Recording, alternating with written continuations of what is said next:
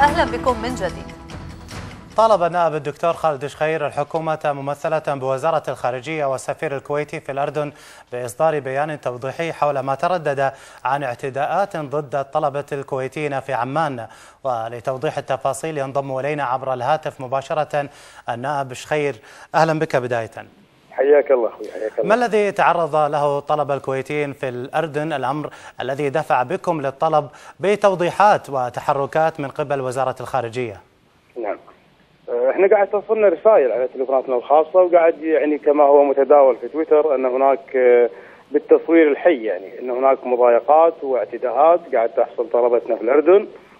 وانا استغرب، يعني احنا دائما تعودنا ان حتى عندما تحدث اي شيء في أي دولة في العالم، يعني من فيضانات من حرائق، دائما تهرأ السفارة للتصريح والتطمينات عن الرعايا الكويتيين في تلك الدولة. أنا أستغرب الحدث هذا تقريبا له 48 ساعة ولا زالت الخارجية وسفارتنا في عمان لم تصرح ولم تبين ذلك أو لم توضح حقيقة الأمر. احنا بحاجة إلى تطمينات الأهالي هنا في الكويت، واحنا يعني كما أشدنا بوزارة الخارجية صباح هذا اليوم في كما فعلت في مساعيها الإطلاق الحربي، نحن نحاسبها إذا تقاعست عن رعاية أبنائنا في أي دولة. نعم دكتور، قبل المحاسبة هل أجريت اتصالات مع السفير في الأردن أو حتى خاطبت أو استفسرت من وزارة الخارجية للتأكد عن صحة هذه يعني الاعتداءات؟ لا، أنا حاولت اتصل في سفيرنا في الأردن، فما حصل إنه يكون، ما كان بيني وبين اتصال أو ما قدرت أوصل له. لكن اللي قاعد يوصلني من رسائل الطلبة على تليفوني الخاص أو اللي قاعد يعني يتداول في تويتر من تصوير فيديو لاعتداءات يتعرض لها أبنائنا، هذا أمر مستغرب. الأمر هذا له 48 ساعة لم يرد يعني بيان واضح من الخارجية أو من سفارتنا في عمان. نعم دكتور، ما هي طبيعة هذه الاعتداءات؟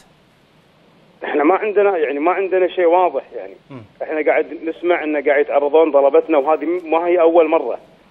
وانا استغرب يعني موقف الحكومه الاردنيه ووزاره الداخليه الاردنيه، يعني تكرر هذه الحوادث امر مرفوض ولن نسكت عنه. يعني احنا اليوم اذا تكررت هذه واذا لم تتدخل الخارجيه بالشكل المطلوب، لا راح نصعد ونسحب طلبتنا ونحولهم دوله ثانيه. مو صحيح اللي قاعد يصير حق طلبتنا في الاردن. فالمطلوب الآن أن وزارة الخارجية والسفير الكويتي في الأردن أنه يطلع بيان يوضح لنا ايش قاعد يصير. أنت اليوم مسؤول عن طلبتنا في عمان، ليش اللي قاعد يتعرض دائما أبنائنا طلبتنا الكويتية في عمان؟ ليش ما نسمع عن مثل هذه المسلسلات من الاعتداءات في أي دولة أخرى؟ ليش ما يتعرض أبناء دول الخليج؟ ايش معنى الطلبة الكويتيين؟ فلذلك أنا أعتقد أن وزير الخارجية مطالب بتوضيح هذا الأمر. سفيرنا بعمان قاعد يسوي. نعم. اليوم احنا الان نحتاج بيان سريع جدا حتى نطمن الاهالي اللي عندنا بالكويت. واضح دكتور. راح يكون لي اتصال باكر مع وزير الخارجيه للوقوف على حقيقه الامر وشنو تحركات السفاره هناك. واضح. النائب الدكتور خالد شخير.